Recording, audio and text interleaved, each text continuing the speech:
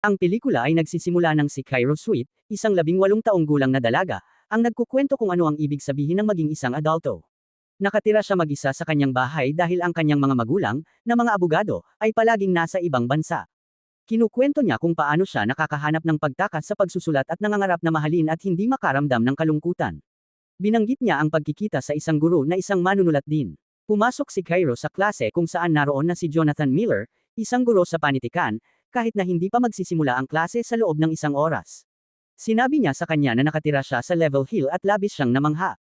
Binigyan siya ni Jonathan ng listahan ng mga libro na kanilang babasahin sa klase at sinabi ni Cairo na nabasa na niya ang lahat, na lalo pang ikinagulat ni Jonathan. Di nagtagal, sumali sa kanila ang kaibigan niyang si Winnie at nalaman natin na ito ang kanyang ikalawang pagkakataon na dumalo sa klase. Nagutom ang tiyan niya at lumabas siya kasama si Cairo para kumain.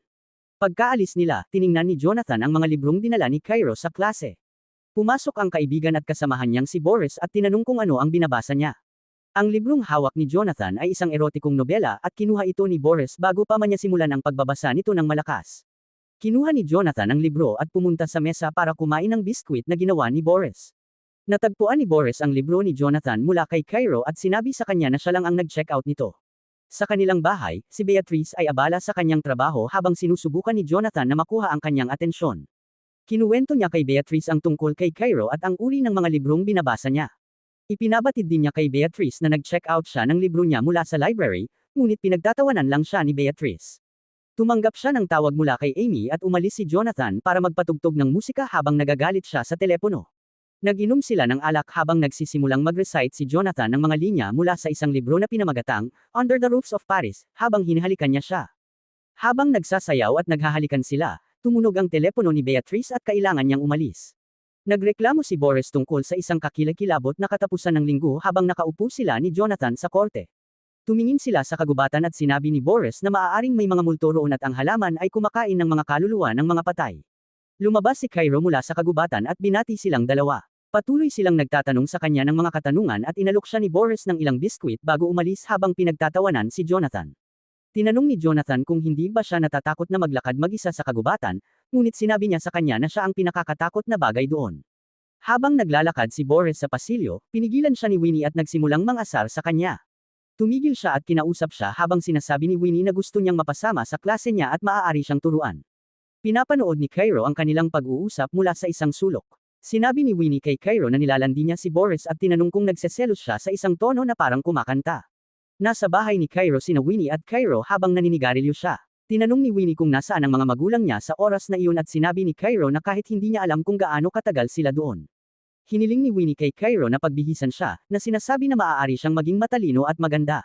Tama si Cairo sa pagsusulat ng isang sanaysay para makapasok sa Yale at hindi niya masagot ang isang tanong na nagtatanong kung ano ang kanyang pinakadakilang tagumpay. Sinubukan siyang tulungan ni Winnie, ngunit hindi nila mahanap ang tamang sagot. Sa wakas, sinabi niya kay Cairo na magkaroon ng isang karanasan na sulit isulat. Tinanong siya ni Cairo kung talagang matutulog siya kay Boris at sinabi ni Winnie na gusto niyang makipagtalik sa isang mas matandang lalaki dahil ito ang kanyang unang pagkakataon. Sinabi ni Winnie kay Cairo na naiiba ang tingin ni Jonathan sa kanya kaysa sa ibang mga estudyante, ngunit sinabi ni Cairo na hindi siya makapaniwala. Sa klase, patuloy na tumitingin si Cairo kay Jonathan. Hinihingi siya ni Jonathan na makita siya pagkatapos ng klase. Nasa klase ni Jonathan si Boris at nagtatanong tungkol kay Beatrice at sa librong sinusulat niya. Inanyayahan siya sa hapunan at sinabi ni Jonathan na maligo muna bago siya pumunta. Pagkaalis ni Boris sa klase, binuksan ni Jonathan ang musika at nagsimulang sumayaw. Nakita niya si Cairo na tumatawa nang lumingon siya.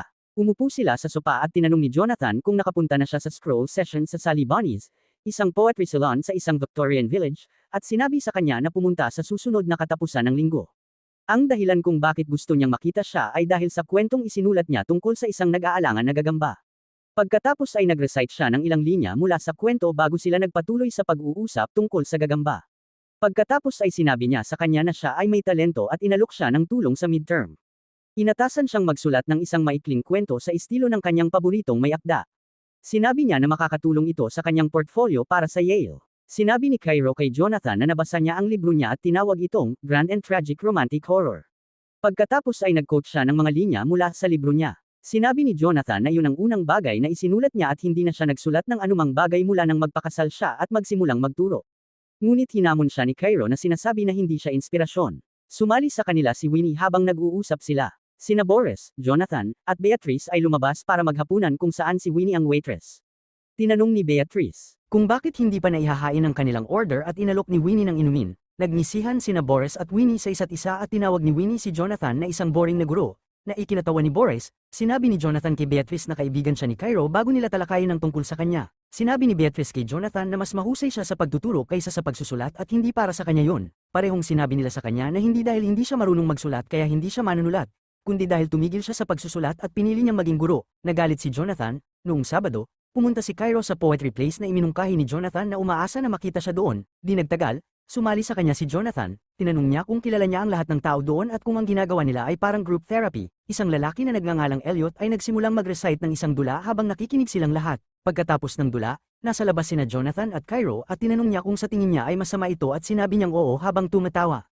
Nasa kanilang karaniwang lugar sina Boris at Jonathan nang dalhan sila ni Cairo ng kape. Nag-alok si Boris ng biskwit na ginawa niya at iminungkahi niya na ibenta niya ito para makakuha ng pera para sa kanyang koponan at tutulungan niya si Jonathan sa paaralan. Nakatanggap si Jonathan ng text mula kay Beatrice na nagmumungkahi na magbakasyon sila sa katapusan ng linggo. Pumunta sina Cairo at Winnie sa klase ni Jonathan para hanapin siya at nagmamadali siyang umalis. Kinuwento niya sa kanila ang tungkol sa biyahe kasama ang kanyang asawa. Hiniling sa kanya ni Cairo ang kanyang pag-aproba sa manunulat na pinili niya para sa midterm. Nag-usap sila ng kaunti at umalis siya. Sinimulang asarin ni Winnie si Cairo dahil sa paraan ng pakikipag-usap niya kay Jonathan habang umaakyat sa mesa niya at pumasok si Boris at narinig silang nag-uusap tungkol dito. Sinabi niya na sumasang-ayon siya sa ideya ng paggawa ng biskwit at hiniling sa kanilang dalawa na tumulong. Pinigilan siya ni Winnie at hiniling ang kanyang numero para mas madali at mas mabilis. Pagkatapos makuha ang telepono ni Boris para tawagan si Cairo, inilagay niya ito sa kanyang dibdib at aalis na sana, ngunit kinuha ito pabalik ni Boris. Naghihintay si Jonathan kay Beatrice na matapos nang tumanggap siya ng tawag mula kay Cairo sa telepono niya. Nasabag niya ang telepono ni Cairo at tumawag siya para hilingin na ihatid ito sa kanyang bahay. Pagdating niya, umuulan at hiniling niya kay Cairo na pumunta sa kanyang tabi kung saan bumubuhos ang ulan bago sila naghalikan. Nasa bahay niya si Cairo at nanunood ng TV habang inaalala ang nangyari habang nakaupo si Jonathan sa bahay kasama si Beatrice. Humingi ng tawad si Beatrice sa pagkansela ng kanilang bakasyon dahil sa trabaho. Pagkatapos matanggap ang midterm assignment mula kay Cairo, lumabas siya at nagsimulang basahin ito. Ang isinulat niya ay isang intimate na kwento na kanilang ginagampanan. Nagsimulang makaramdam si Jonathan habang binabasa ang kwento. Noong Lunes, naghintay si Cairo kay Jonathan sa kanyang klase at nilagpasan siya matapos siyang batiin ng malamig. Sinabi niya sa kanya na kailangan niyang pumili ng ibang may akda dahil ang kwento niya ay hindi angkop. Tinanong niya siya kung bakit niya pinili ang mga materyales na iyon at sinagot niya siya na tungkol ito sa kanila.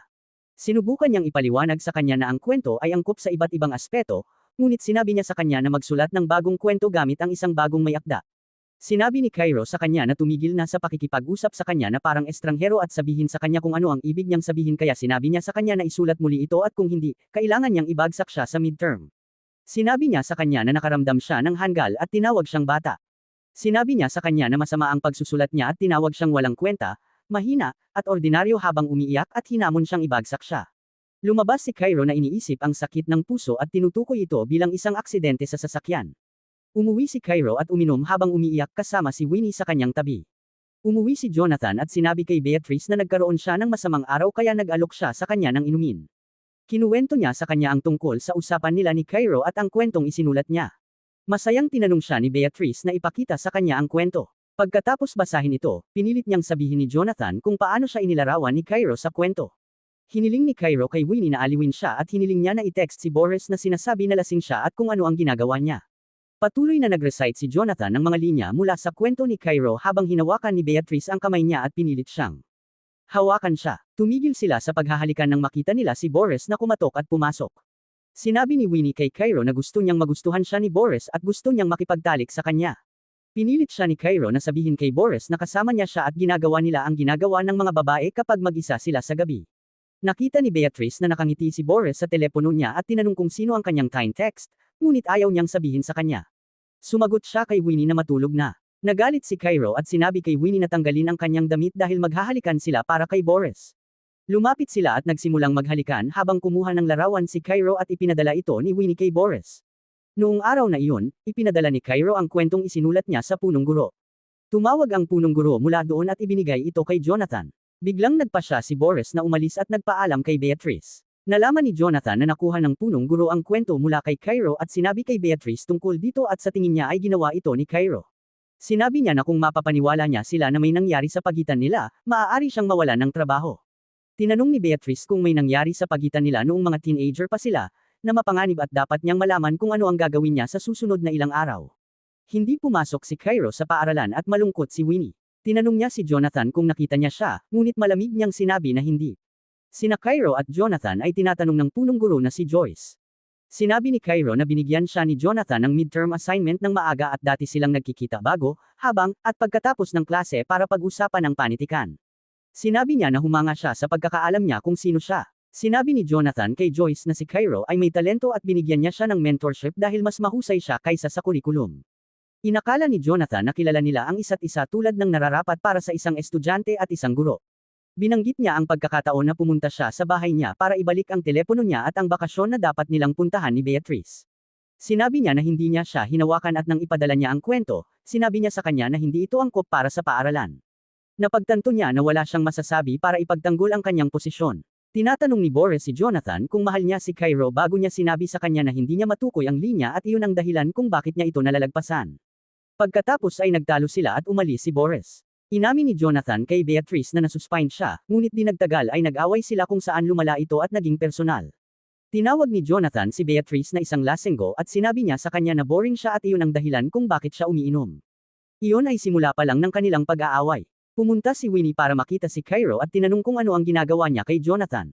Sinabi ni Cairo sa kanya na nagpapatutuo siya laban sa kanya sa harap ng school board dahil minamaliit siya. Sinabi ni Winnie sa kanya na magpapatuto siya laban sa kanya, ngunit sinisikreto siya ni Cairo gamit ang ebidensya na mayroon siya tungkol sa kanya at kay Boris. Sinabi ni Cairo sa kanya na ito ang kanyang pinakadakilang tagumpay. Nagtatapos ang pelikula nang nakatayo si Cairo sa kanyang kama at binabasa ang kanyang sanaysay tungkol sa kanya at kay Jonathan habang nakikita natin si Jonathan na nawawalan ng trabaho, sina Boris at Winnie na naglalakad na parang estranghero, at sa wakas ay nakita ni Cairo si Jonathan at umiiyak nang makita niya siya sa paaralan. Kahit na nasaktan siya, sinabi niya na naniniwala siya na ang nangyari ay humubog sa kanya sa isang bagong bagay, isang bayani, isang kontrabida, at isang manunulat. At sa ganitong paraan nagtatapos ang pelikula. Sana nagustuhan ninyo ang aming video. Panoorin ang susunod na mga recap sa screen at huwag kalimutang mag-subscribe para sa higit pang kamanghamanghang mga recap.